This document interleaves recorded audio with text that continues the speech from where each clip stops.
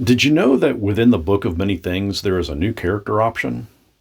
GameMasters here, and in Chapter 7 of this book, we are provided with a new character option called the Cartomancer. Some of you may recall from an Unearthed Arcana from last year that there was some playtest material featuring a lot of planar elements, such as a glitchling, and this is something that would later come up in Planescape as a glitched character. The giant foundling would be found in Bigby Presents Glory of the Giants, but also buried in the feats section was the Cartomancer. Well, that one appears in the Book of Many Things. Before we deep dive into checking out the Cartomancer and what all it can offer up, I need to thank these spell slinging supporters.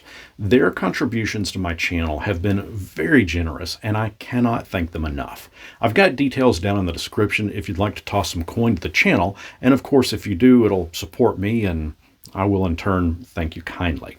The Cartomancer uses cards for their focus, for their arcane power.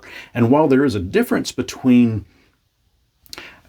Actually, let's run down real fast in how it appeared in the Unearthed Arcana playtest material.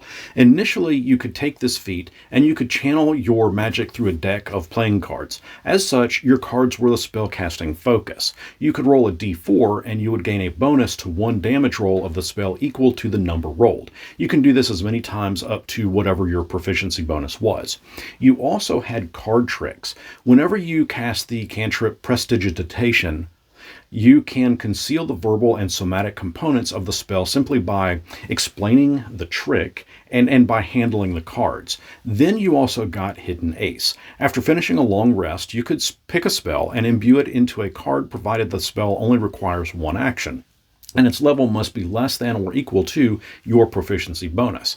Then you can use your bonus action to get all flashy with the card and cast the magic spell that is stored in it. Once cast, the card returns to normal. Now, jumping to the Cartomancer as it appears in Chapter 7 under the Sage card in this new Book of Many Things. Let's take a look at what's changed. While you can still use a deck of cards as your spellcasting focus, you no longer are able to roll the d4 to apply that as a bonus to one damage roll. Under card tricks, nothing has changed at all. It still works the same, but with Hidden Ace, there's a small mechanical change. In the Unearthed Arcana version, you were limited to choosing a spell in which its level must be less than or equal to your proficiency bonus. In this new book, the Book of Many Things, the spell must be a level for which you have spell slots. Now, one of the biggest changes, and you'll see this at the very top here, is the prerequisite. In Unearthed Arcana version, you had to be at least a 4th level sorcerer, warlock, or wizard. In the new Book of Many Things, it's a 4th level with the spell casting feature. Now, I'm also working on a video that talks about the new spells.